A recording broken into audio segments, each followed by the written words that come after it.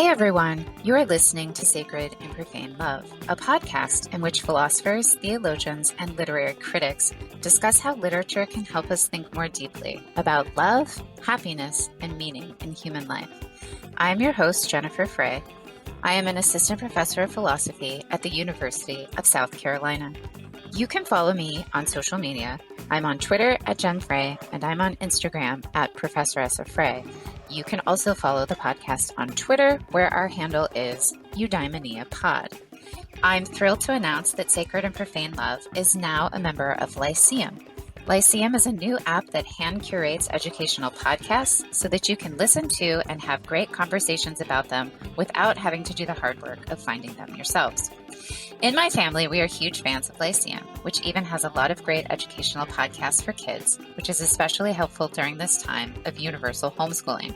So if you are a faithful listener, please download the app and then check out the Sacred and Profane Love discussion room, where you can chat with me and other listeners about the podcast. I've also signed up for Lyceum Premium. If you become a premium subscriber, then you not only express your gratitude for all the hard work that goes into the creation of this podcast, but you'll also get access to premium content, which I will exclusively upload to the Lyceum app. Of course, you don't have to listen to the podcast through Lyceum. We are still available through iTunes or SoundCloud or the Virtue blog or wherever you get your favorite podcasts. In episode 23, I speak with Professor Zena Hitz of St. John's College about her new book, Lost in Thought: The Hidden Pleasures of an Intellectual Life. I hope you enjoy our conversation.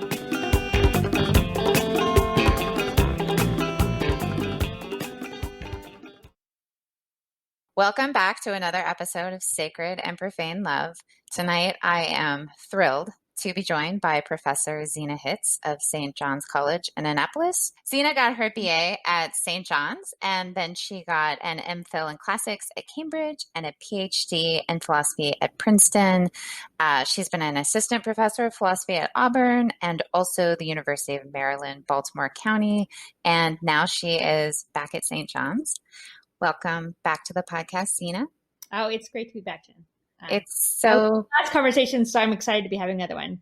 So in case you didn't know, Zena was on the podcast for what I think is my favorite episode, and that is episode 6 on Elena Ferrante. So if you haven't listened to that, you definitely should. So we're here to talk about your book. You have written a wonderful book. It's called Lost in Thought: The Hidden Pleasures of the Intellectual Life. It is hot off the presses at Princeton University Press. I mean, I just want to say for the record, I love this book. This book, like reading it, just brought me joy. Everyone should order this book. Do it now. But it seems, it does seem actually especially relevant right now because this is a book about finding a space of retreat away from the busy, distracted world, basically a space of reflection and contemplation and the unique pleasures and joys and rewards of this sort of activity. So I want to talk about that. The book begins in kind of an autobiographical mode. Okay. So I kind of, and of course you teach now at St. John's, and you also studied at St. John's as an undergrad. And I wondered if you could share with us sort of like how you got to St. John's, as a teenager and why it is that you came back on a very circuitous path. Okay. Well, there's actually, there's a couple of good stories that are not in the book. So I was a high school student of a kind that's maybe less common than it used to be. But I was very lazy and depressed, but also very intelligent, and I had a high opinion of myself. So it put me in a tough situation in high school because I didn't do any work. I looked down on everyone and everything. You mean like you were like you were failing? I wasn't failing, but I wasn't doing well. I certainly wasn't doing well enough to get into Princeton. No, to get into any kind of highly rigorous academic school of the kind that I thought I ought to be able to go to, the sort of I thought was fitting for myself.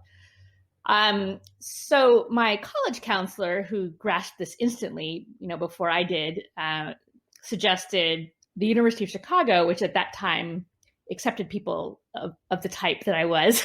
They're much more selective now. And St. John's. And I didn't like my college counselor. And so I thought that was a stupid idea on both counts. I was totally alienated. I got one of these famous mailings, which so many of our alumni say brought them to the college. We used to have a PR campaign that said, the following teachers will return to St. John's next year: Plato, Aristotle, Kant, Newton, etc. I thought that was dumb.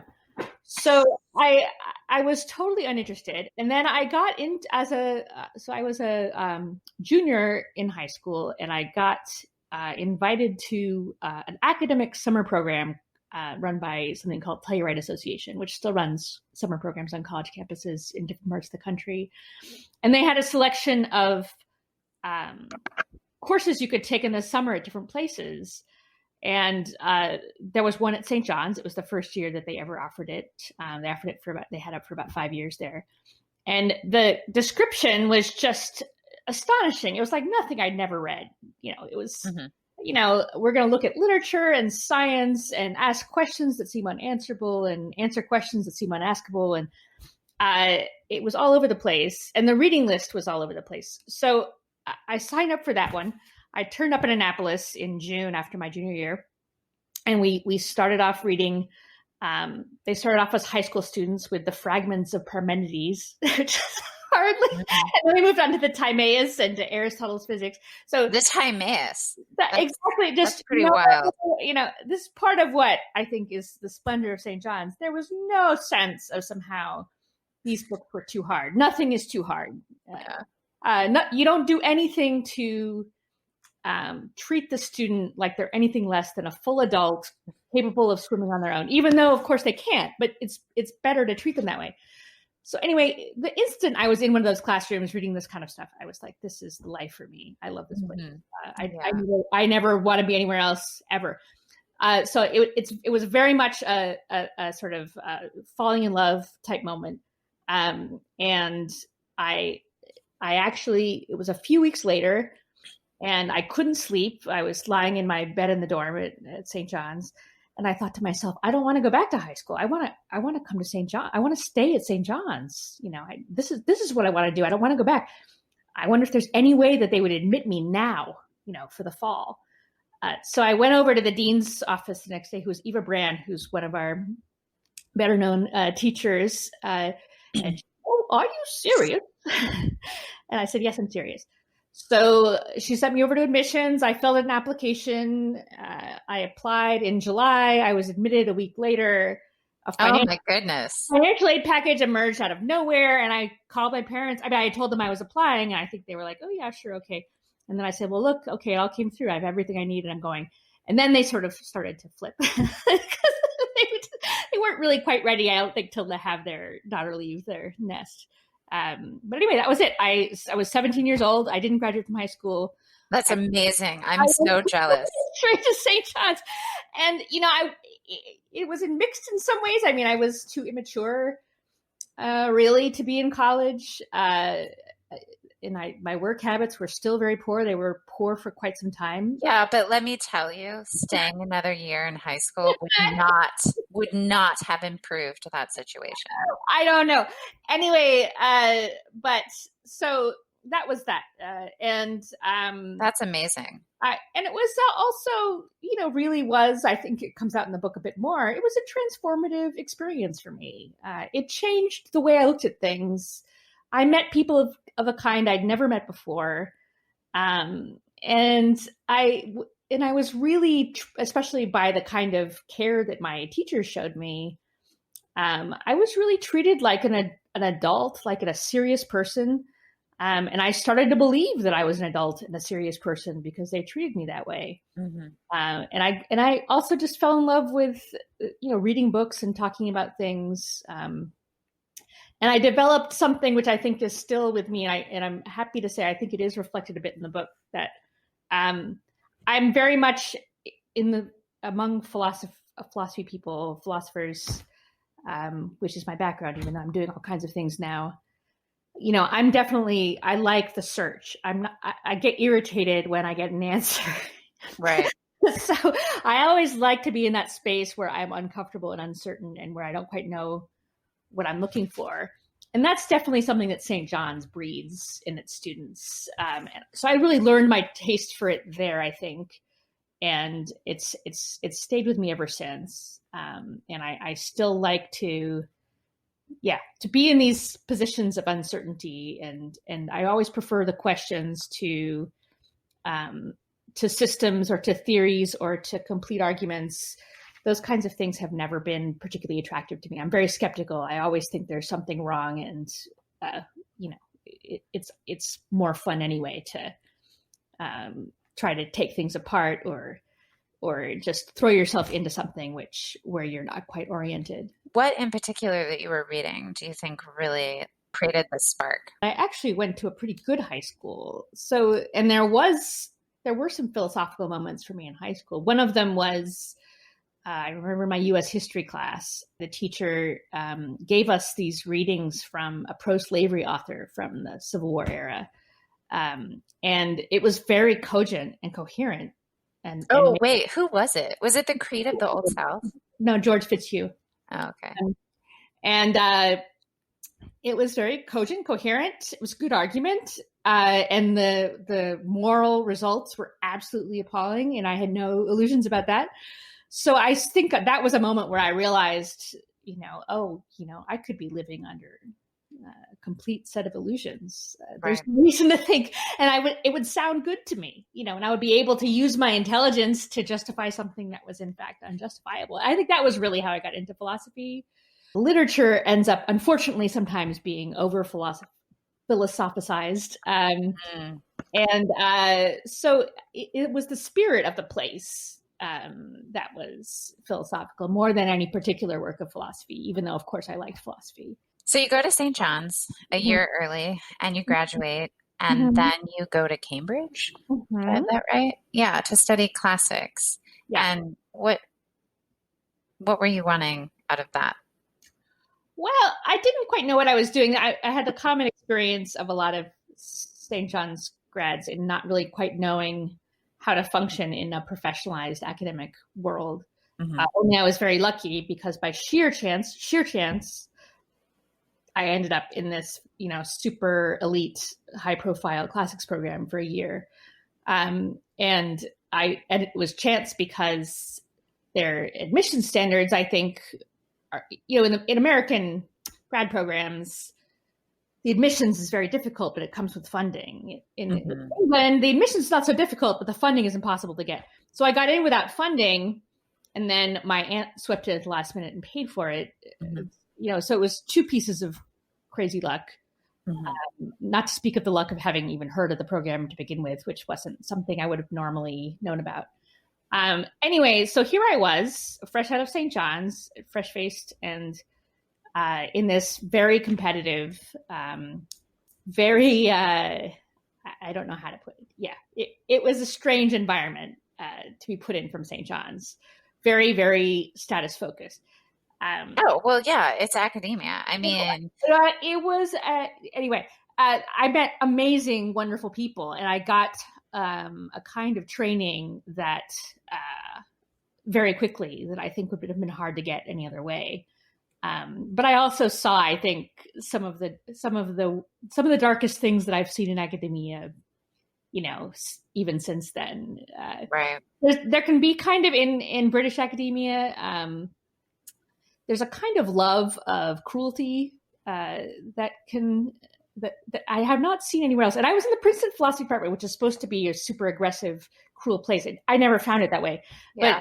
But it was the first time I was ever in a talk where I felt like the purpose of the conversation was to humiliate the speaker. Oh, really? See, I feel like that. Just pure blood sport. And of course, the British are so good at it because they're so so witty, cutting, like the remark that just shreds the person. So I was shocked by that. And the students were not protected from that kind of treatment. So it was a very frightening kind of environment to be in, where the chances of you making a slip and ending up on the wrong end of the humiliation machine felt very high. So anyway, it was a strange experience, very good in certain ways, difficult in other ways. But I think the thing it did do was it solidified my commitment actually to being an academic one way or the other. Because I loved, especially to ancient philosophy, which is what I had ended up doing. Because I loved, we would have these evening reading groups. This is something classical philosophy people do. They have evening reading groups. Every place I've ever been as a student or a scholar of classical philosophy, there's a reading group. So we would sit around the table at night, puzzling through something. And that for me was the epitome of, what it meant to be a thinker in a community. So I loved that. So then you go to Princeton, which, if our listeners don't know, Princeton is a very fancy, prestigious. I feel like philosophy departments take on like the character of their. So like I went to Pitt Philosophy, right? And we really were like, it was like blue collar philosophy, like you go in a seminar at Pitt and everybody's swearing and like, the professors are wearing flannel and it's everyone smokes. Yeah. Yeah. I mean, Princeton philosophy, especially when I was there, it was definitely a special culture and unique in certain ways. I wouldn't have said it was upper class, really aristocratic. No. I mean, it was in the academic sense of being elite. We know we're the best, etc. I mean, it was luxurious. My point of view, then and now.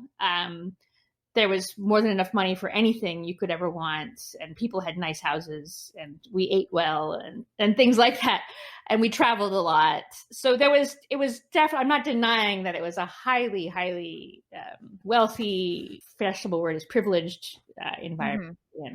So if I understand your biography, at least the way that you tell it in the book, you have this like passionate love for learning when you're an undergrad, and then you get swept up into these elite academic institutions and you become trained to focus on rank and status and prestige. Yeah. And so maybe we could talk about that and how eventually, I mean, I'm not sure at what point, but eventually you came to see this as an impediment to what sort of got you there in the first place. So I of course, that's really is the important part of the story as far as the book is concerned. And I was getting distracted. But I think that for me, that's the way I tell it in the book, which is correct. That transformation of my intellectual way of being into something essentially competitive and status driven, that began my first year in graduate school, almost instantaneously upon arriving in grad school. And it was partly it was the competitiveness of the environment and the sense of vulnerability to humiliation and failure, which I felt that at all costs had to protect myself from. So, I learned all of these habits that academics learn, where you put people down who you think are dumb and you form your judgments on who's good and who's bad based on what the talk in the coffee room is. And, there's this whole special kind of elite academic groupthink that just kind of sinks into your soul, especially when you're young. And especially when you're frightened and you want to succeed at this thing that you care about. So that sort of took hold of me instantaneously and completely in a certain way from the beginning of graduate school. It stuck with me. And I think what happened at Princeton was a little more subtle than you might think. So because I was very happy there, I had a lot of really wonderful friends. And life was good in a very obvious way. It was a beautiful place. I had a nice community. I had friends. We had beautiful parties. I could travel. I could go to New York City on the weekends. I was successful at that point in graduate school. I had figured out how to conduct myself with professors and how to write articles that people thought were interesting, and people liked my work. People respected me. I was learning a lot. And I had but my friendships were real, and they're still some of my closest friendships. So I think part of in a way, I really had everything. I had the luxury, the wealth, the success, friendship, beautiful environment, things to do, stimulation, learning. Amazing prospects, because we all know that kids out of Princeton, they get jobs.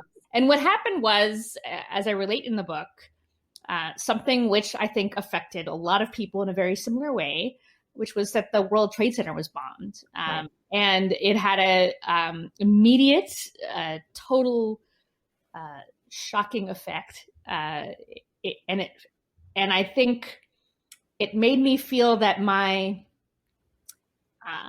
happiness, which was more secure than it had ever been, was somehow really severely limited, because I knew relatively quickly. I mean, I understood that the suffering of the people who died and their families and the towers, and then the suffering of the people in Afghanistan when we invaded Afghanistan, and I somehow had a glimpse into the fact that this suffering was really very general, and that I had just been hiding from it my whole life. So I felt this incredible urge, again, I think very common among academics, especially humanist academics, to do something that responded to that kind of suffering. Mm-hmm. I was instantly no longer interested in, writing on self-knowledge in the Carmodies, which is one of the things I was working on at the time. Right.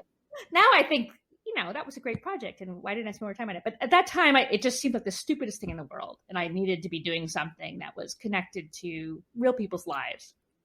Mm-hmm. So I think in that moment of the World Trade Center bombing, and the shock and all of the sorrow and the fear and the sense of uncertainty, which is incidentally, looking backwards, not as bad as it is now. But anyway, but still, right. On the one hand, I think I was right. That is, there was something really that was off about the way that I was living my academic life, and on the path that I was at that point more or less firmly set on, which was, academic stardom. And what was wrong with it was that it was a way of living for myself, and, getting a bunch of stuff, getting the best of everything for myself, as I had then, opera tickets and trips to Europe and wonderful. So you had like a pang of conscience. Brilliant people.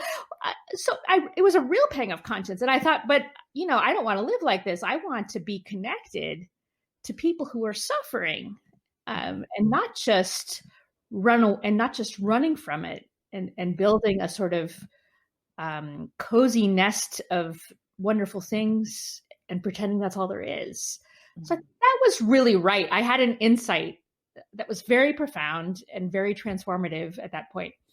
I think I also made a mistake. It was a useful mistake, because it helped me to understand from the inside what I think so many academics go through. The crisis I went through of thinking, this is useless, I've got to help people. That's something virtually everyone I talk to has had this experience. They get tired of doing work that is narrowly academic. They want to feel like a part of a human community.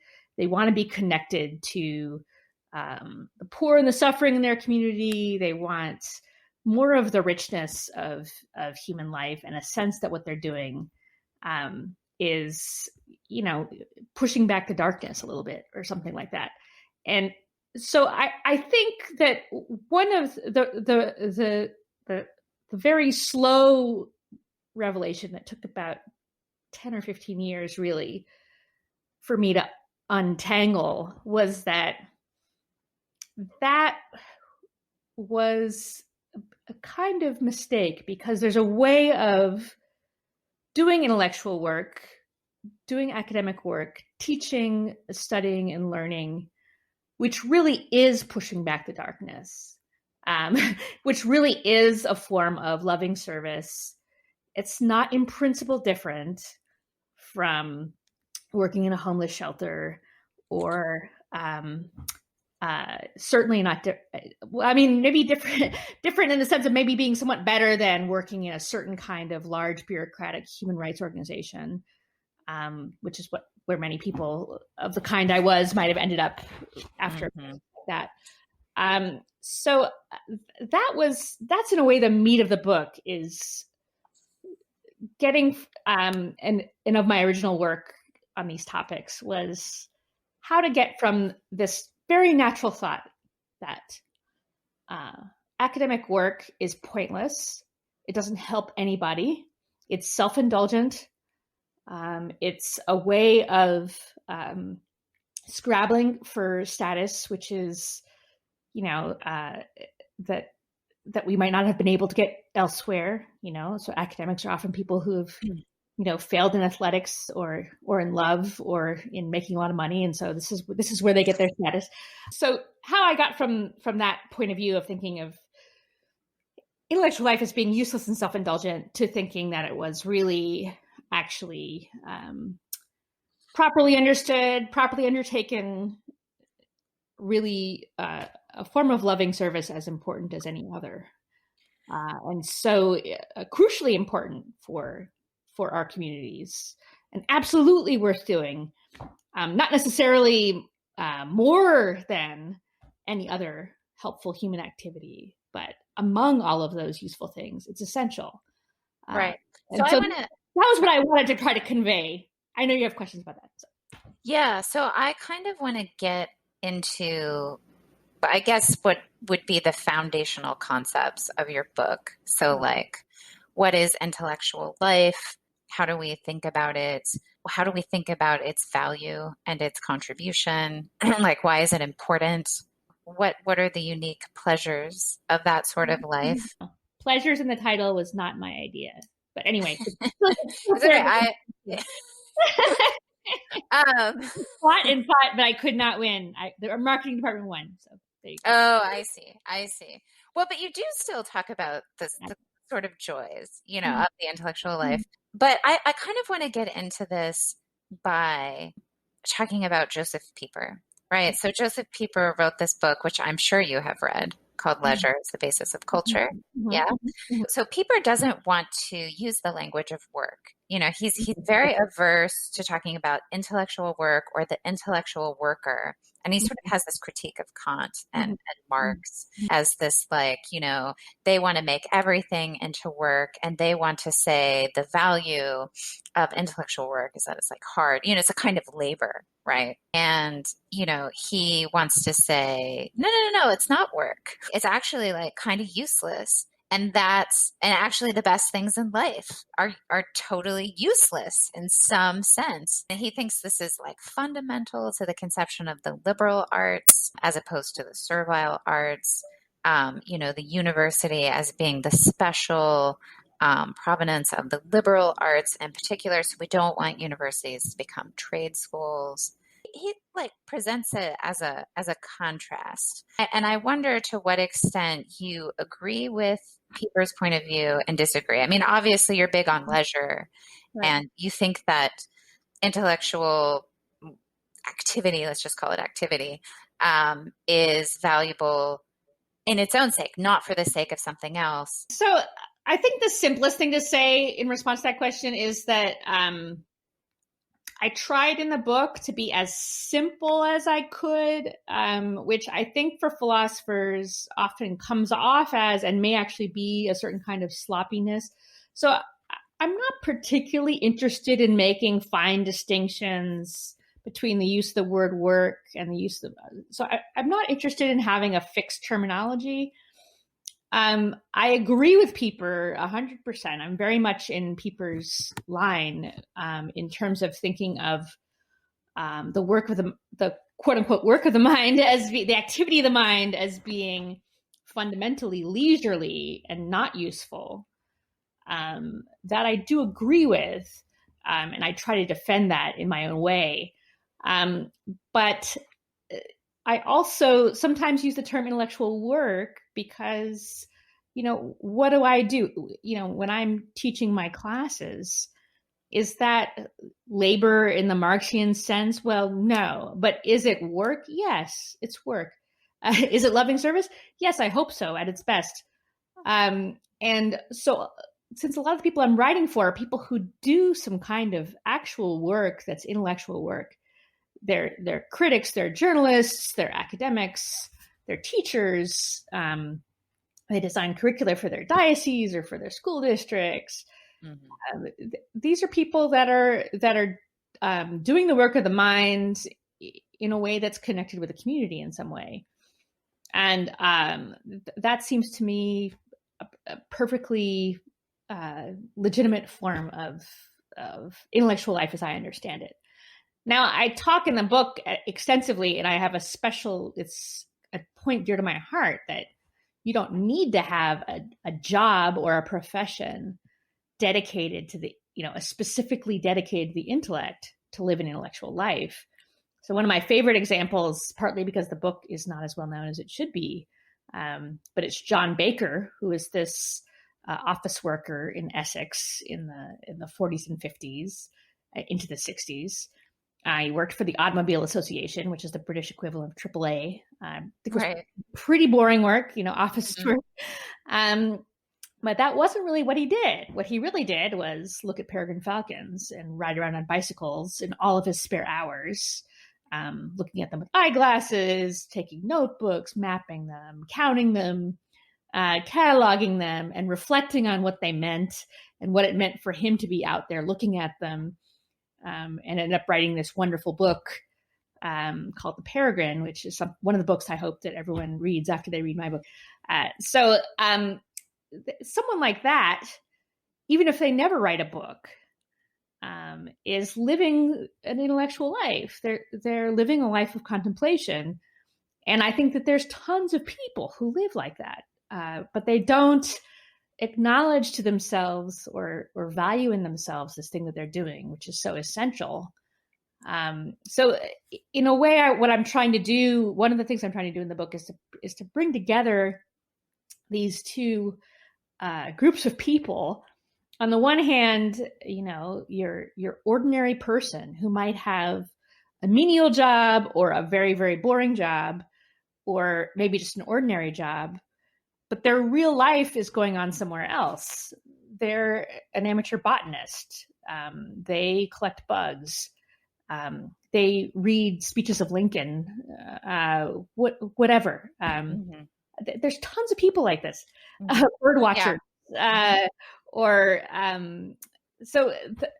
And that people like that, on the other hand, and on the other hand, people like you and me who work in universities, who have PhDs, who are quote unquote professionals, but who I think people like you and I get really discouraged and worn down to the point where many of us, I've known many people who've left the profession for reasons like this. They just no longer feel like what they're doing matters. Whereas if we were able as professionals to connect with what these ordinary people did, we would be happier people. And that connection can happen in a number of ways. It can happen in the way that we connect ourselves with what our initial intellectual interest was. What was the thing which drew us into this whole business, the whole kettle of fish?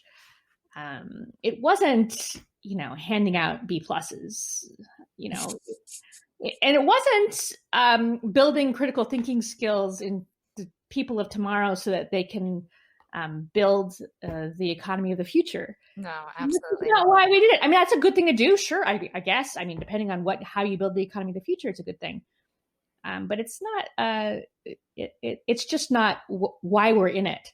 So people like us need to reconnect with what we're doing. And people who are more ordinary need to really take courage and realize that what they're doing is as fully intellectual life or contemplation as what anyone else is doing.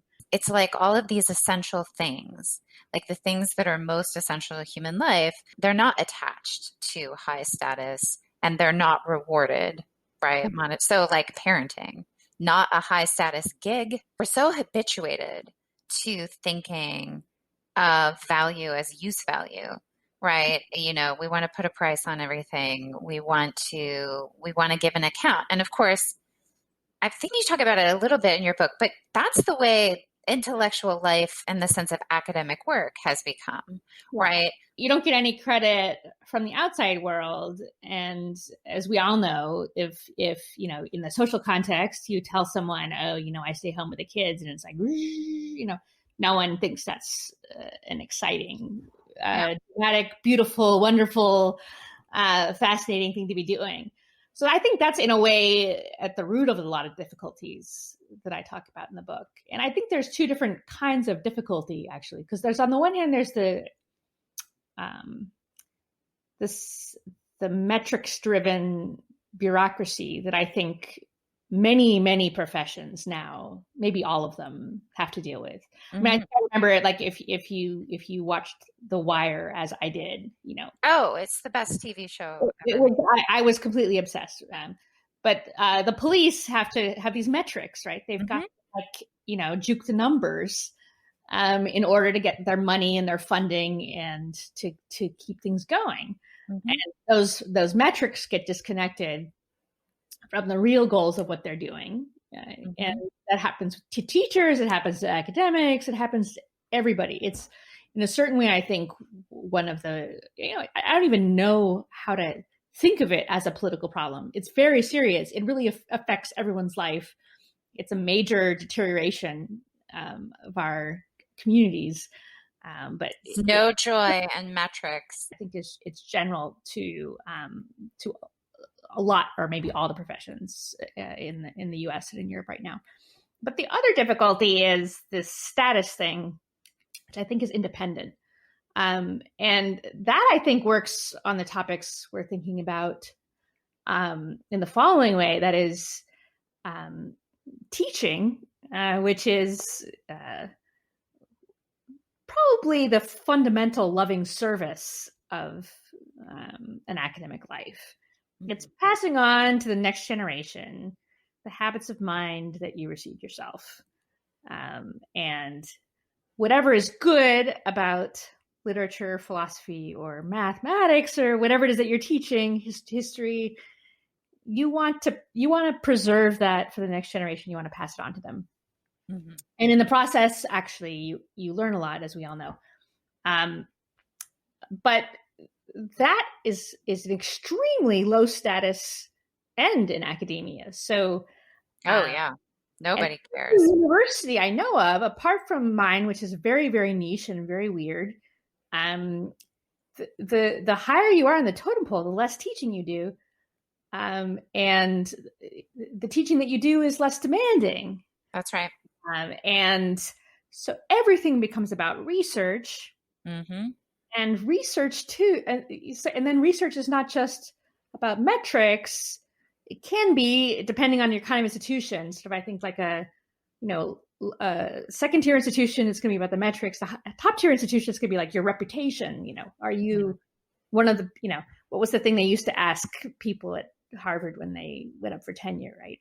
Maybe they still do, but, you know, is this person, you know, who do you think is the top 3 people in this person's field? If you're not number 1, you're no tenure for you. You know, mm-hmm. So it's, you know, who are the best people of their generation in X, Y, or Z field? Mm-hmm. Right. And that can, I don't think research is bad. I think it's important, and I think it's important, especially for academics, to have time to reflect and to work out their ideas for themselves, and not to have everything be teaching. Your teaching has to come from an intellectual life that's independent and that's real and that you care about, and you're really thinking these things through. You have your own projects, and that's part of what you're communicating to your students if it's done.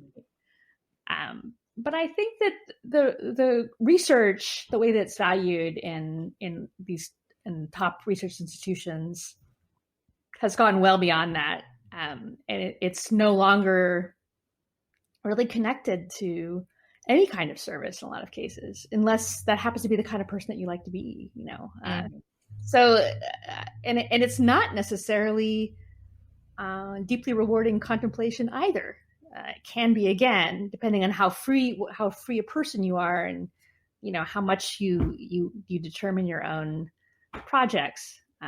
Well, yeah, but I mean, the thing is, you know how the game works. Like, if you're a young analytic philosopher looking to get tenure, then you're going to be writing on the stuff that's going to get you published in the top journals.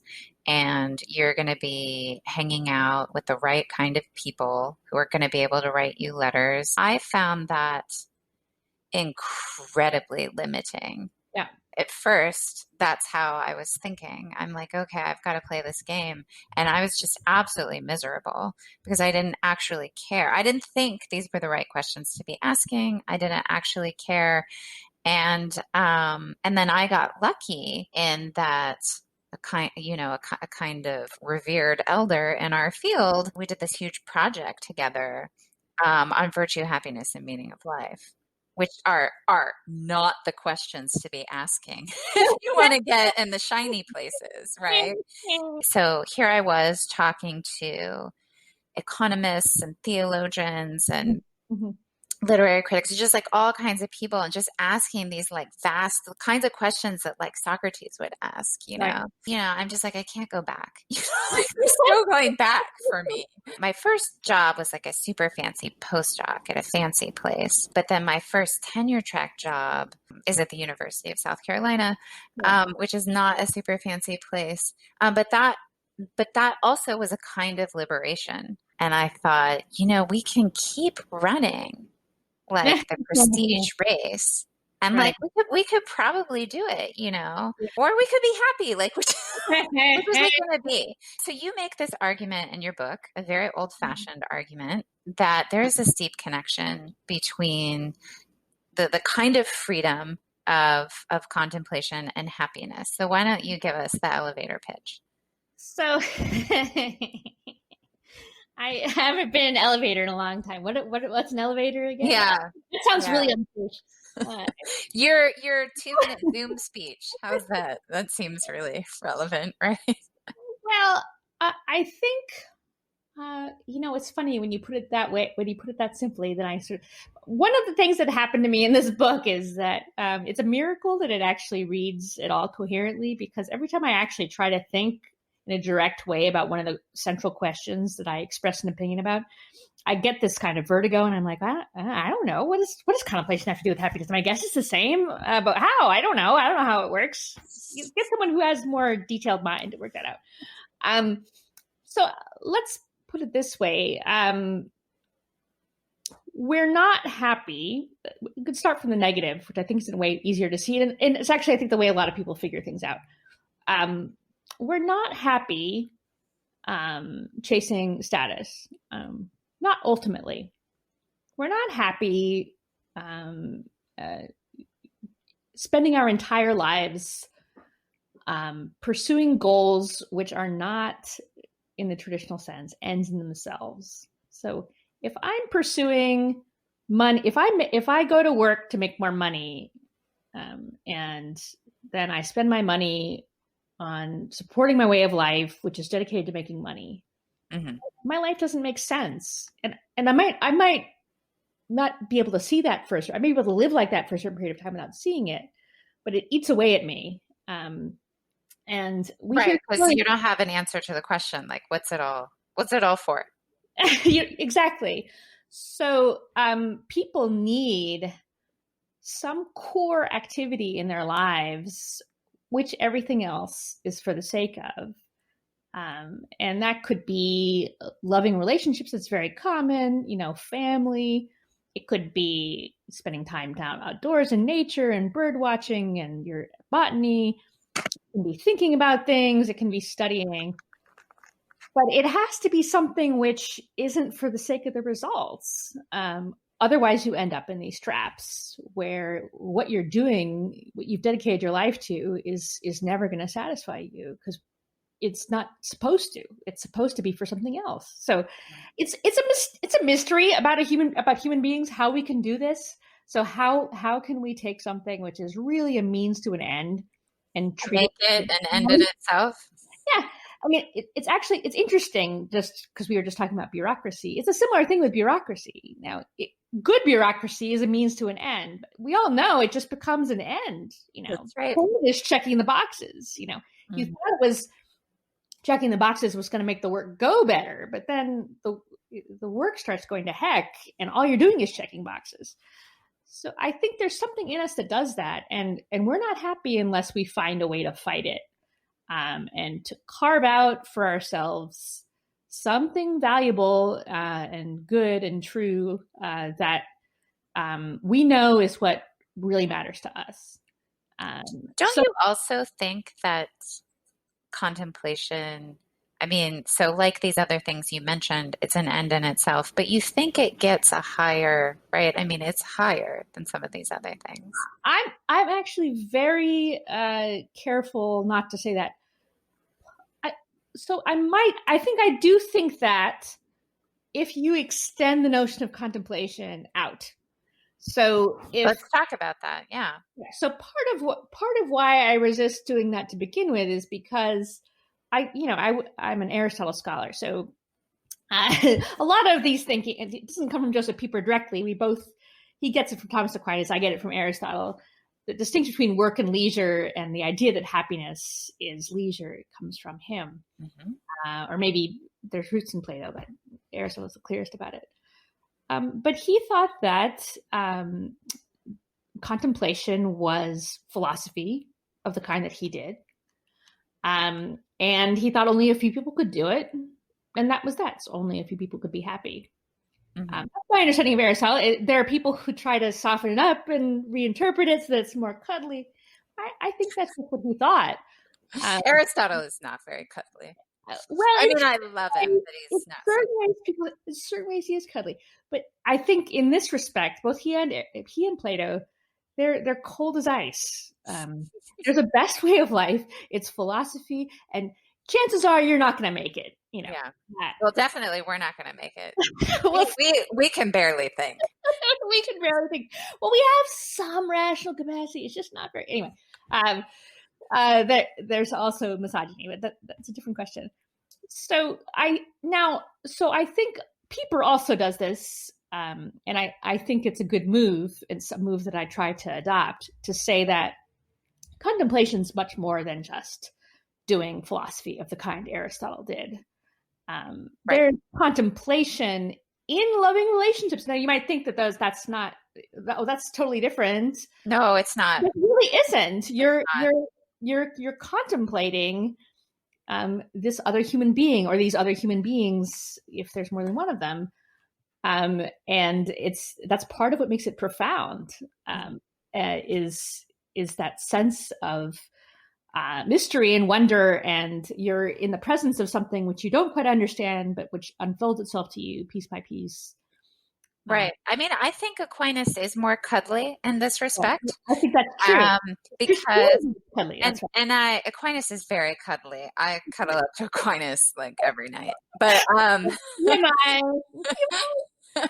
I think part of it's just because he's a Christian, and right. So he's just has a broader commitments to equality and thinking, yes, of course, happiness has to be equally open to everyone. But he also is inheriting this tradition of, basically illiterate saints.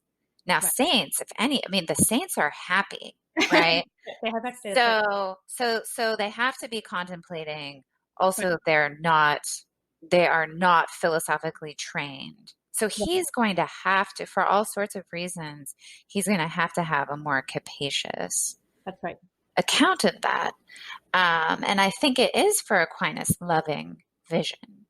I Yeah. mean, that's how I would describe contemplation. It is Actually, loving that's beautiful. vision. I don't think I had heard quite that phrase before, but I think that's beautiful. Yeah, I would support that. Loving vision. That's perfect. I'm going to rewrite my book.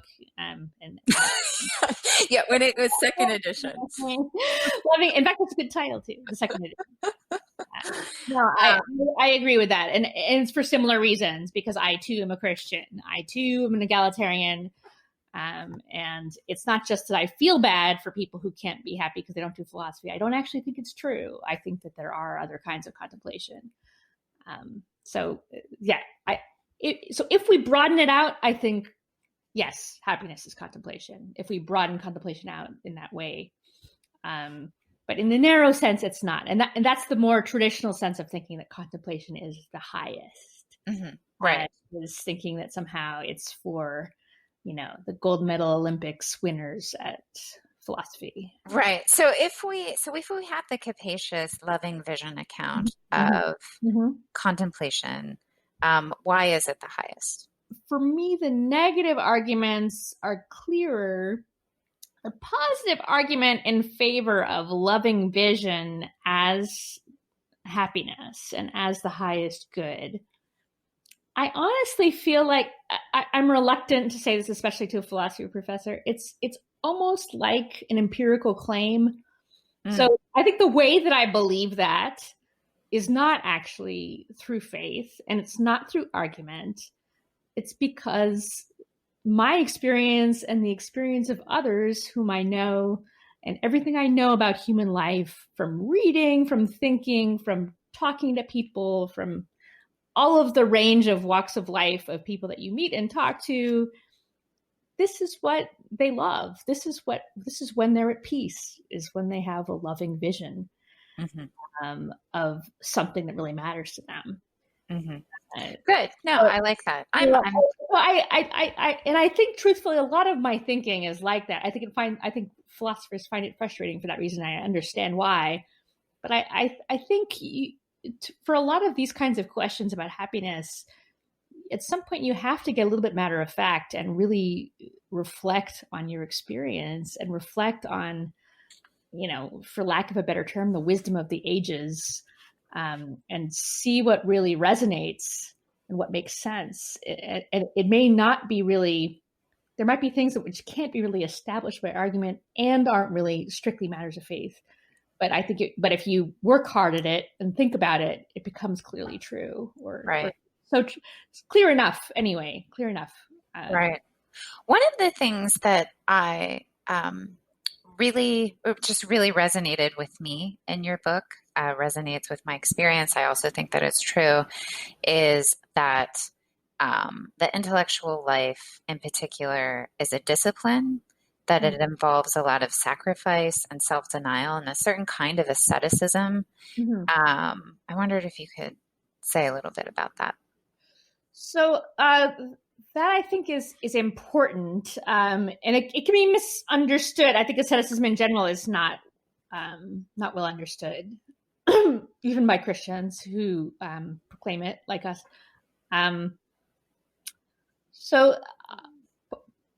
Part of the difficulty, if you think about our previous conversation about academic life, on the one hand, you have the drive for status, the drive for achievement, and also forms of unfreedom that are connected to really being too tightly bound with a social environment. That is a real fearfulness of doing anything that's going to make you stick out or that's going to risk rejection from a social community. And that's not quite the same thing as love of status. I think in the book I run them together sometimes, but it's not quite the same thing. So we have these desires, fears, impulses, and that's what draws us into treating instrumental goods as ends in themselves. That's what draws us to spend all of our time alone on Twitter or shopping or something else pointless, rather than really sitting down and thinking about something or doing something worthwhile or taking care of something that's worthy. So there's all these elements in a human being which left themselves just make it impossible for us to flourish. And we have to, if we want to be happy and if we want to flourish, we have to make a kind of war on them. And that often happens. And I've been thinking about this in connection to this quarantine situation where, I know intellectually the difference between me and, Malcolm X, who read the whole prison library when he was in quarantine. I mean, there are many differences, but one of the differences is I think he must have surrendered and said, this is my life and I'm going to do whatever I can do with it. Mm-hmm. You have to wait for that. And you have to run yourself down as part of waiting. This is something you hear a lot about actually from alcoholics or recovering addicts of whatever kind. You run yourself down. And at that point, you become capable of forms of discipline that you might not have otherwise. So it's not necessarily calling for asceticism. It's not necessarily calling for military academy type things, although I think those are good. But I mean, for some people, especially, or authoritarianism or anything like that, it's just that to be happy, we need to structure our lives in ways where the things that are really easy are made more difficult, and the things that are really difficult are made more easy. So, for instance, take St. John's. It's a perfect example. Now, we read books that are strictly impossible. Right now, I'm reading with juniors Newton's Principia. This book is impossible. It's so difficult. I swear it's the hardest book I've ever read. I've read it. Let's see, but I don't. Maybe you didn't find it was the hardest book you ever read. I did. Now, how do I get 15 college juniors in quarantine to read this book? Well, there has to be something which makes the difficult more appealing. Mm-hmm. The routes to the difficult have to be made easier. And all the things which are easier, namely doing whatever it is that you'd rather do than study your Newton, those have to be difficult. So this is a lot of it has to do with the way you structure a community, the way you structure institutions, the way you structure your own life. Mm-hmm. There's all kinds of subtle ways which you can build incentives and disincentives so that you do what really matters more easily than you do things that are harmful for you. Yeah. Well, sorry, just so that I don't seem super weird. The only reason I've read Newton sure I seem super weird is because when I was an undergrad, one of my closest friends, well, most of my friends were philosophy grad students. So I went to Indiana University. Mm-hmm. We were always having these crazy conversations about Newton. And anyway, I just thought Newton sounded like kind of wild. I mean, one of the reasons why I like your book so much is that it really resonates with my experience. I mean, so I also hated high school, but probably for different reasons. Like I was like really, really popular, like homecoming queen, like cheerleader, like yeah, I could believe it. Mm-hmm. Nobody looked at me and thought philosopher. Or even frankly, I mean, like I was in all the AP classes. I graduated at the top of my class. I was clearly smart, but nobody took me seriously, right? Mm-hmm. No one. I was totally bored. Like I was done. I was done with high school like by my junior year. That's why I said I'm so jealous that you got to leave. And what do you do when you're smart and you're bored? Well, obviously you just do a ton of drugs. Really the only rational right. That's right. And I just kept thinking to myself, well, I'm going to be in college soon, right? And somehow that, like, to me, it was like everything was going to be different. But then I got to college and it was just like high school all over again. And I was like, well, but I hated high school. Like, I don't want to do this, but I got really into philosophy. I got taken up into the whole social world of the philosophy grad students for 3 years. I just lived in the library. I mean, I wanted to read everything. And the kind of asceticism I had was nuts. Right. It's totally nuts. Like I had like one pair of jeans that I borrowed from a guy. That was like my wardrobe. Like everybody in my high school was like, what the hell happened to Jennifer? Like, what happened to her? You know? And it was a legitimate question because everyone was just like, well, Jen, she never comes home. She doesn't come back to the parties. I was just so enthralled with all of this. And I also had this realization of how badly educated I was, how stupid I was, how ignorant I was. And I was like, man, I just have to catch up, you know? And like the amount of discipline that I had was insane, but it came from a place of love. Like no one, there wasn't a single soul asking me to do this. In fact, everyone was like, what are you doing? Like, like you're not sleeping. That's I love that story because part of one of the things I try to bring out in the book, I talk about how intellectual life reveals or restores or recovers a person's dignity. Anyway, I love your story because there's two kinds of stories of how people recover their dignity. There's the kind of classic marginalized person, rejected person who discovers in books, reading, thinking, something that is worthy and beyond price, and that helps them to see that who they are not as they are judged by their social environment. But then there's another kind of story, which in a way is like the story I was just told earlier about Princeton, where you're kind of, you have all kinds of success. You're the cheerleader, you're the homecoming queen, you're popular. And that too is a denial of your dignity, because Jennifer is more than that. Everyone is more than that. Yeah. And so those kinds of stories, I think, are also very, very touching, because I think they show that it isn't just, to put it crudely, recovering your dignity isn't just for losers, because losers and winners, everyone playing the game is being denied their dignity. Right. Well, I think what kind of thing which rests on winning, losing, it's just not that kind of a thing. So that's why I'm grateful that there are these two kinds of stories: the stories of finding your dignity as a winner and finding your dignity as a loser. Yeah, I mean, the thing is, like, I was winning at the wrong game, I mean, and I knew, I mean, like in high school, like I knew I was miserable, and yeah, I mean, philosophy just literally blew my mind.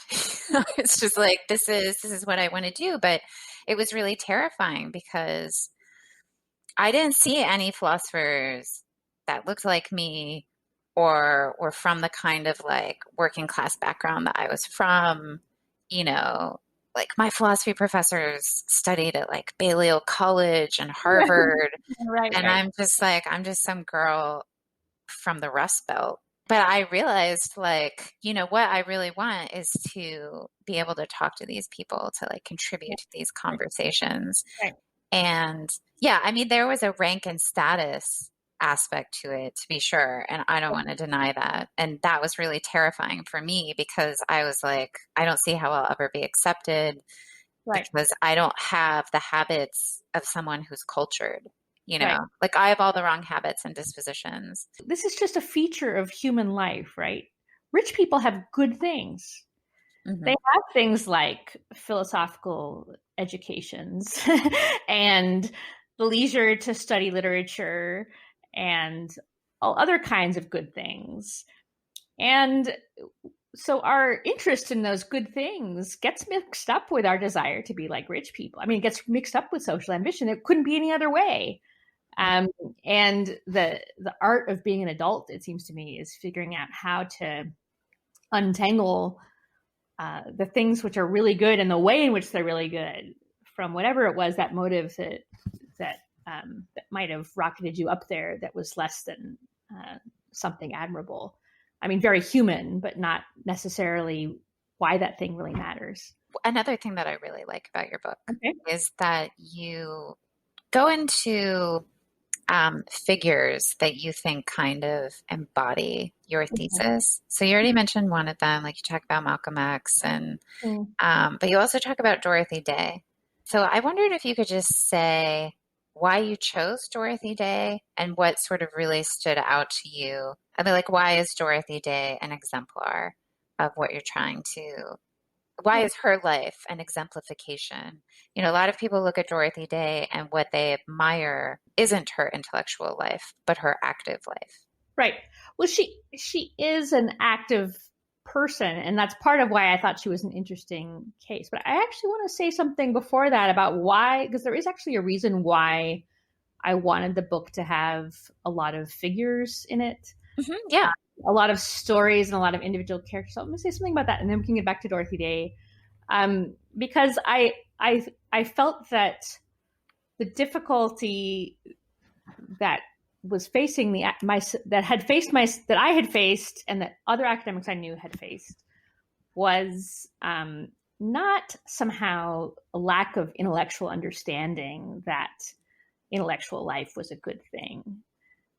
So part of the problem that I was reacting to when I started writing about this is this profound lack of confidence among especially humanist academics, and these pathetic justifications of what we do in terms of economic outcomes or political outcomes. Right. And that showed to me something that we just somehow just don't believe in it, and that isn't an intellectual, its roots aren't in the intellect. The roots are in something else. And so I wanted to have images and stories and pictures and things that were vehicles of aspiration, so that, because I felt like that was the level at which the difficulty was needed to be addressed. That it's a matter of the heart more than it's a matter of the mind. And I thought I could do something like that, whereas I wasn't sure that I would be able to outline a systematic account from first principles of why contemplation is happiness and the highest good, and therefore what we're doing is great. I don't know whether I could have done that, but I also don't think it would have been that helpful. And so I wanted to have these figures who we could get to know and think about, and who would be quite different from one another, so that you get a sense of what the whole thing looks like. So I think that matters to us more than academic philosophers pretend it does. What things look like really matters. Dorothy Day in particular, she actually was a figure who came into the project late. So I was surprised when she sort of appeared on my doorstep and wanted to be in the book. But I think it was, I read an essay actually by a theologian named Aileen Graham. It was in draft form. I was very grateful to be able to read it, who talked about her as someone who read books. And then you look at the autobiographies, Long List, which is a fabulous, wonderful book everyone should read, and also the earlier one, From Union Square to Rome. And she talks about books all the time. Mm-hmm. You know, I was reading this and I was thinking this. I was reading this and I was thinking this. I was reading this and I was thinking that. And then there's this famous thing that she says in her interview with Robert Coles, that she felt like she compares the books that she read to the guests in her houses of hospitality. So Day was famous for founding these houses of hospitality where anyone could come and anyone could receive loving care of one kind or another. But she compares the books to the guests, and they're fundamental figures in her life. And what she says is that she doesn't want to teach them; she wants to live them. Mm-hmm. And then once I started to read her that way, it became clear that her life was, on the one hand, very concrete, very in the world. You know, she's sharing her bed with a homeless drug addict. You know, she's sleeping in the bathtub because every other space in the house is full of food shelter. She's raising money to feed all of these people. It's very gritty. It's concrete. It's real. There's, in a way, I think, nothing romantic about it in its concreteness and its grittiness and its activity and its connection to other human beings. On the other hand, she became that sort of person through books. She converted first to communism and then to Catholicism, and she converted through books. And it was books who showed her the poor in their hidden places, in her communities.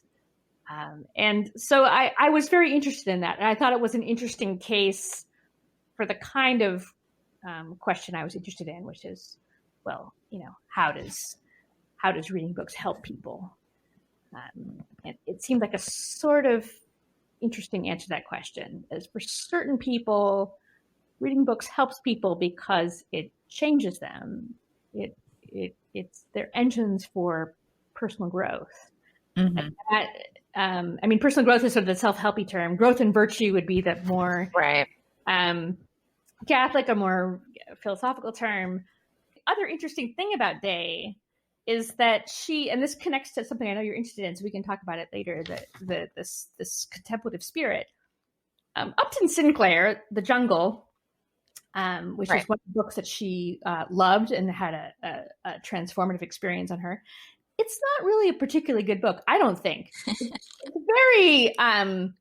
It's very lurid, actually. So you have like a boy sleeping in the slaughterhouse who's eaten to death by rats. I mean, that's lurid and very melodramatic.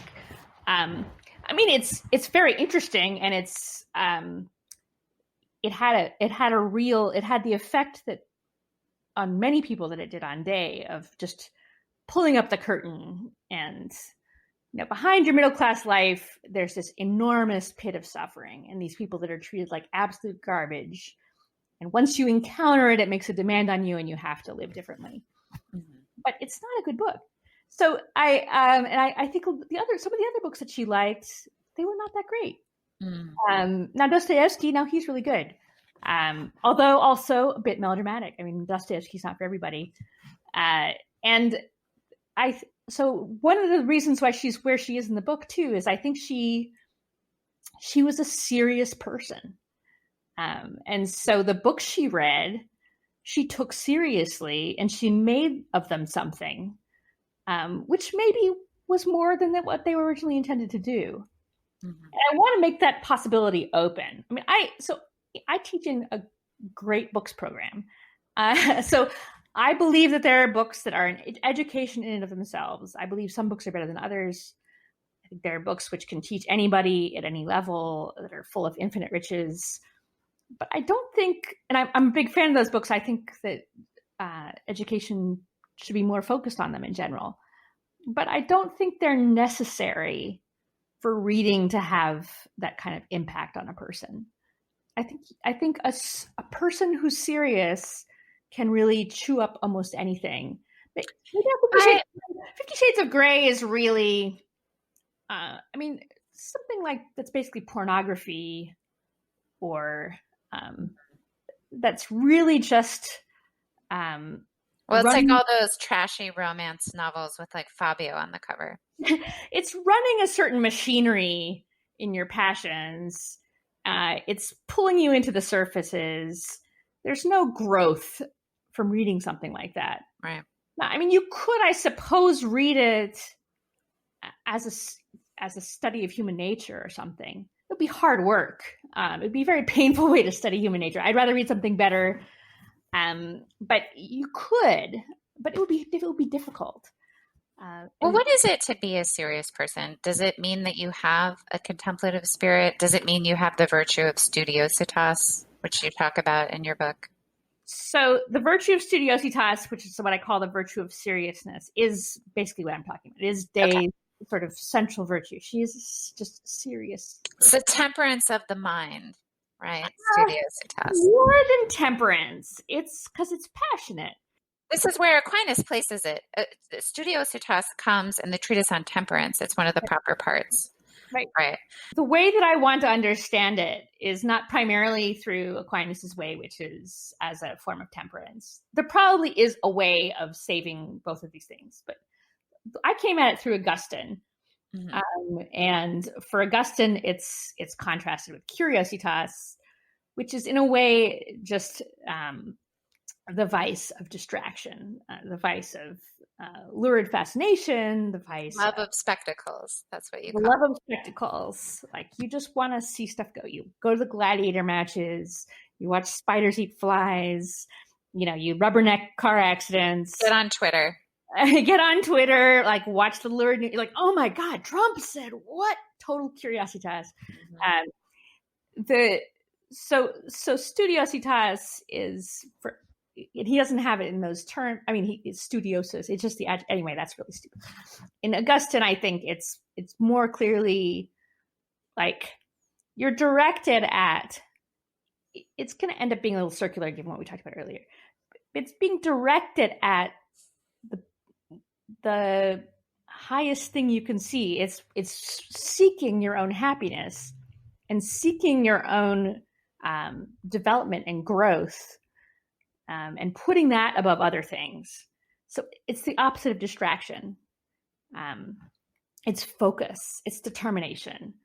It's just, and that's also in a way why asceticism can be a bit misleading to talk about, because you're not disciplining yourself because you like suffering and pain. You're disciplining yourself because there's something else you really want. There's something else that drives you. And Augustine, I think, is the best example of that, because that the Confessions is a story of such a driven, passionate person, who like us, very successful, gets to the top of the heap, and he wants more.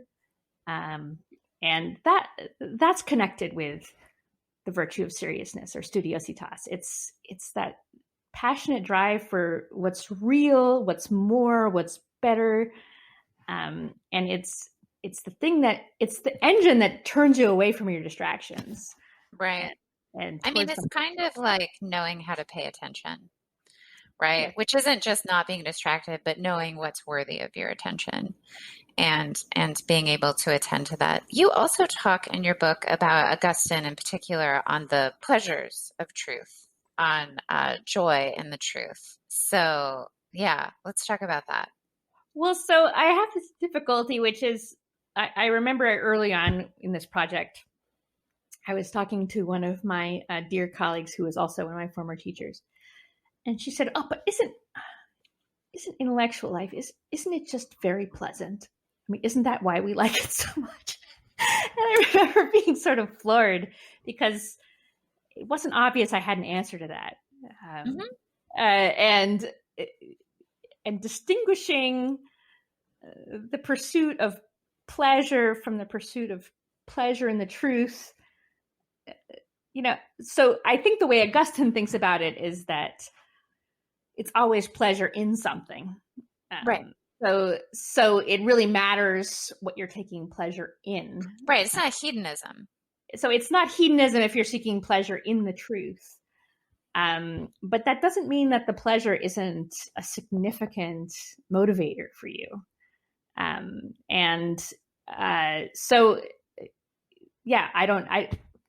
Maybe. But the pleasure, I mean, what do your questions come? I'll probably do better at answering it. But the way that I always understand this is because everyone's constantly saying of Aristotelianism, oh, but it's all hedonism. And I'm just like, or it's egoistic, right? Because you want your own happiness, and it turns out like all these goods like bring you pleasure, and it's all about training your pleasures. And I'm just like, okay, just because you mention pleasure doesn't make you a hedonist. What you're going after is what's really good. And of course, if you have the right dispositions, that is to say, if you're a good person, then what's really good for you is pleasing to you. Right. So it's a mark actually of lacking virtue, that what's really good for you kind of sucks, right? And you might still go for it, right? You might be like merely continent or whatever. For Augustine, he does take this kind of pleasure, in the intellectual life. It's kind of connatural to him. Right. In a sense in which it was very connatural to me, but it wasn't the pleasure, right? That I'm after. It's this like crazy desire, to figure it out.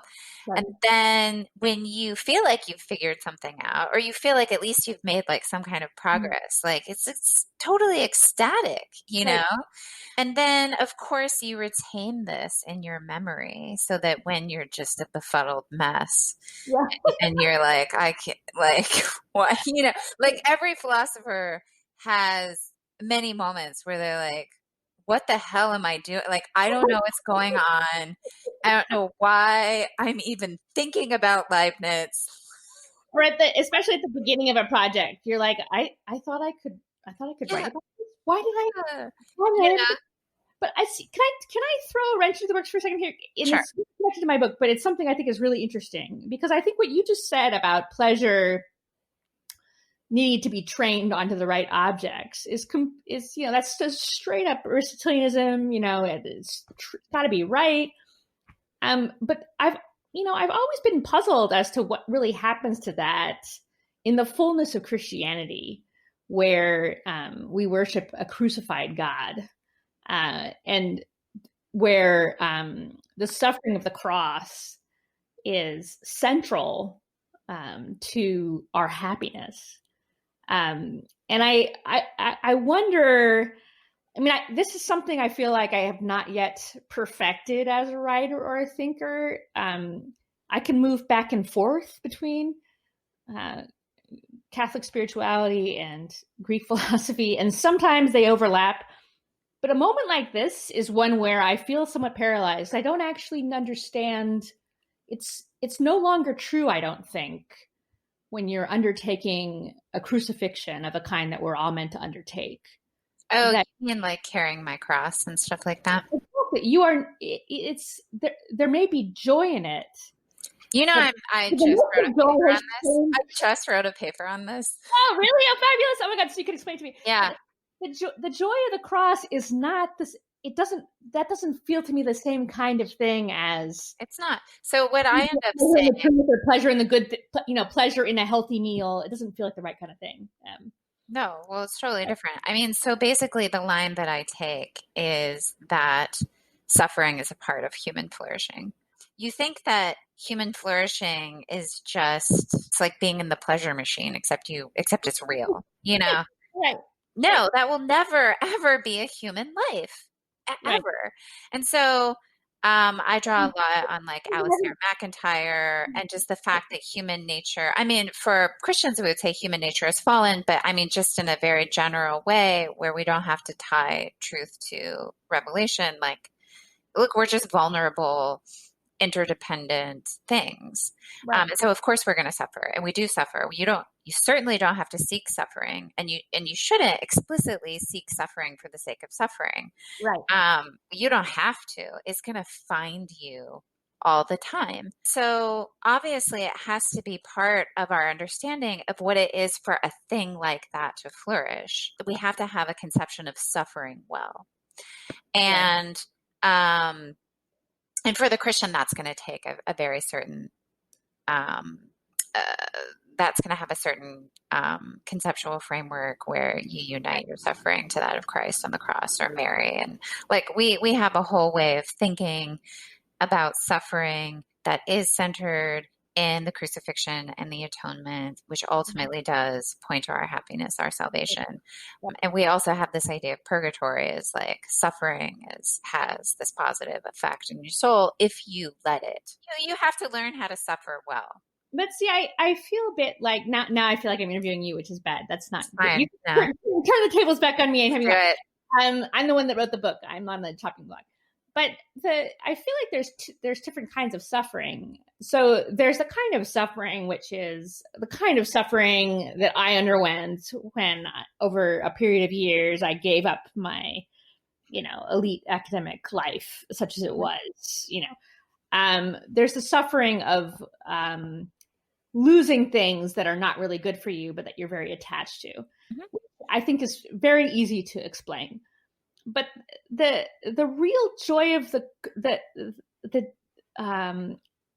there are kinds of suffering which I think a Christian values as uniting with Christ, and there's a joy that's connected to it, and I feel like that must be something like pure mysticism. So I feel like that must be a point where using philosophy to understand this stuff is going to break down. Oh, I totally agree. So I just want to figure out where that point is, because I always like, as I try to do in the book, right? I always like to find the human things, the common things. I think you do too. This is why we like Thomas Aquinas, right?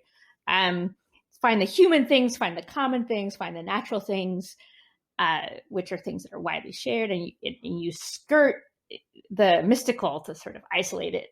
And keep it as what it is. But I think there is where you hit it, and I think it has to be somewhere with suffering and happiness. Somewhere in the middle of that is something which can't be naturalized. Look, everything that's worth really thinking about is a mystery, in the specific sense that it's inexhaustible. Like, no matter how much you write about it or think about it, and how many true things that you say about it, as a finite human intellect, you're only going to scratch it. It's just inexhaustible stuff. And I think happiness is like that. Right. I think evil is like that. I think suffering is like that. Here's an example, actually. It comes to mind, and I think this might be an example. I'll have to think about it more to figure out whether there is a human explanation, a natural explanation. But when I was at Madonna House, which is the Catholic religious community I lived with for some time, which is I talk about a bit in the book. They used to talk about a painter who was very, very talented, who had been a part of the community and had died just a few years earlier. And one of the things, apparently, she said, she died of cancer very young, a tragic story, terrible, painful death. And apparently, just before she died, she either said or wrote something like the following: I just wish, that I could paint for you the things I've seen these past days and weeks, dying of cancer. Now, what is it that she's seeing? This has got to be like it's dying of cancer. What did Aquinas see that made him unable to write anything ever again? I know, but that might not have been a suffering. He might have seen some glorious, splendid, beautiful. Why couldn't someone who's suffering see something glorious and splendid? I think part of what I thought might have been going on, and of course I wasn't there, I didn't know her, but I thought there was something in the suffering itself. Like, it wasn't just like the suffering was, anyway. It's someday I'll understand, I suppose.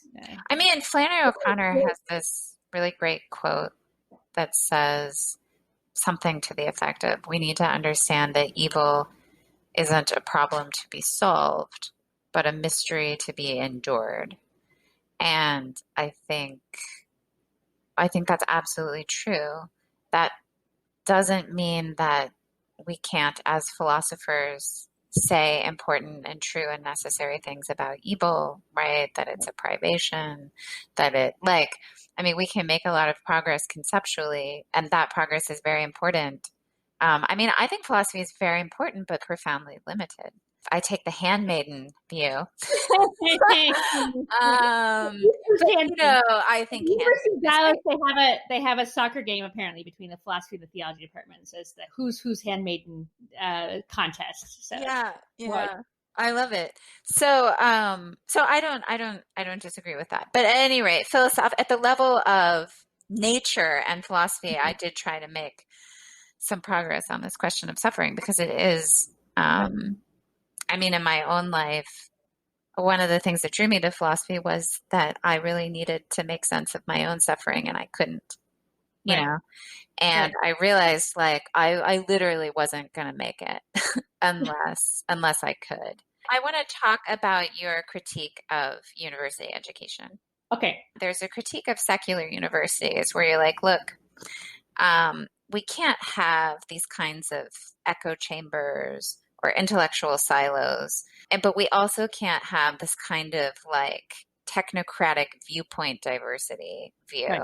as Right. like the supposed antidote. I think you call it the chocolate box of viewpoints. I do actually think that, aspirations have to come first. Like you have to know kind of what the goal is Yeah. before, and What's then the vision?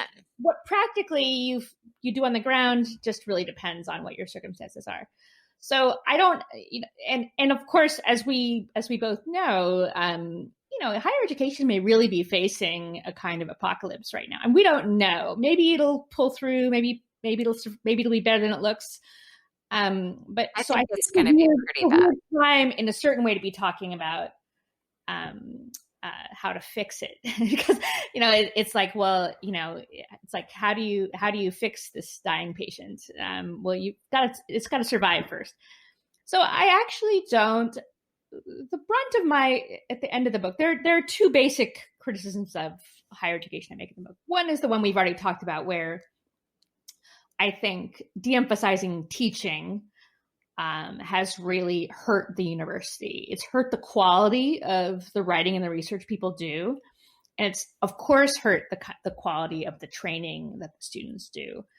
I sometimes fantasize about asking prominent academics whether they think they're passing on to their students an education of the kind they received themselves. Because I'm pretty confident the answer is going to be no. We are not passing on to our students, by and large, the education that we received ourselves. We were giving them something much, much worse, something much more watered down. So that, I think, is a kind of a basic issue. The thing you're asking about, I think, is also really important. That is, and it has to do with the way we think about humanistic learning. We're very focused on opinions. So that's part of our results-driven attitude to learning. It's like, how can I get kids to get the right opinions? And you find that across the spectrum. So you find, I'm sure you have some in South Carolina, you have academics who come from other parts of the country to the South to try to teach the Southern youngsters good values, which they haven't learned growing up. You have also the reverse. You have, we've got to have, we need ideological conservative universities so that all the young people know that free markets are the best, So, and then you get the viewpoint diversity people that you talk about, where it's like, oh no, we want some of everything. We want some free marketeers, and we want some, social justice people, and we want some Christians, and some of this and some of that. And I think if you take on the view of intellectual life that I try to describe in the book as something which is motivated by the virtue of seriousness, that is, the drive to know, to understand, to serve, to love, to dedicate yourself to whatever the highest or the deepest or the best thing is, you're talking about something that goes into the depths. You're not talking about opinions. If my students, I hope they leave their opinions at the door of the classroom, and I think they usually do. We're not interested in opinions. We want to figure something out. We want to go somewhere we haven't been before. And we don't know what's at the other end of it. It could be an opinion we've already had or we've already heard of before, or it could be something new. And part of the splendor of the human intellect is its capacity to come up with something new and not just mold whatever it already has into some preformed mold. So it's bad as intellectual work, and it's bad education. And there's in a certain way nothing good about having everything focused on opinions. So that, I think, is good. I don't, I'm in a weird position, and because I teach at a very unusual institution, I teach at a secular great books school, of which there are very few left.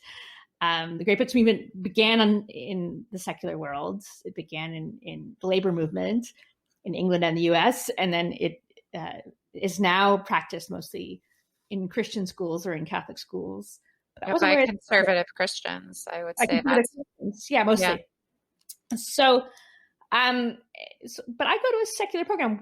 We read the Bible and we read Augustine and Aquinas. But you wouldn't say theology was at the center of what we do. Mm-hmm. What the center of what we do is some kind of much more loose, secular seriousness, for lack of a better term, mm-hmm. where you want to figure things out. You want to know more than you know now. You want to get to the deepest place that you personally can get with the questions that human beings have always asked about human life, about human community, about nature and the nature of the universe, about mathematics. You want to get to the depths. Mm-hmm. And that's something human and it's something common.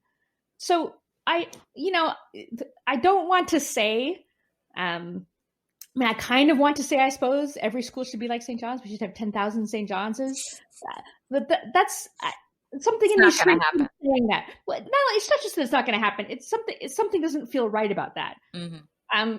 So I think that probably what needs to happen is that people who take on board this way of thinking about the intellect that has to do with a serious plunge into the depths about what it is to be a human being and really seeing where the heart and the mind can go in learning.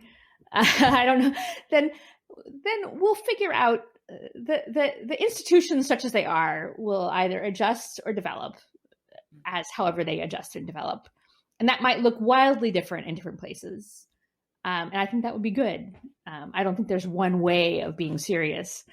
But I do think that our universities are not worth much, and everyone really knows it. So we have to really try to figure out how to recover what the kind of thing they're meant to be. And I don't know, again, what that looks like in every place. And there's a huge variety of purposes to a modern university. There's agricultural schools for improving food production, and there's hotel management schools, and there's medical schools and law schools. And it's this vast realm of stuff that I'm in no position to judge or to pronounce on. But that we do need this core of serious learning in the human things. That I think has got to happen. And I, that's what I hope and pray does happen. Right. Well, I'm right there with you. You're preaching to the choir. I know. I'm preaching to the choir. Zena, it's always so wonderful to talk to you. Thank you for coming back. You have been listening to Sacred and Profane Love, a philosophy and theology podcast that is generously underwritten by the Institute of Human Ecology at the Catholic University of America and is edited by the wonderfully talented William Dethridge, a politics and theology student at CUA. You can subscribe to the podcast on SoundCloud or iTunes, and you can also follow us on social media. We're on Twitter at EudaimoniaPod, and we're also over on Facebook at Sacred and Profane Love. We have also recently joined the Lyceum community, and you can find us there under the curated discovery page titled Philosophical Thinking. If you enjoy this podcast, then you definitely need to leave us a 5-star review on iTunes, and be sure to let your friends know to check us out. Our next episode will feature Professor Troy Jollimore, who will join me to discuss Albert Camus' The Plague. Until then, stay home, stay safe, and keep reading.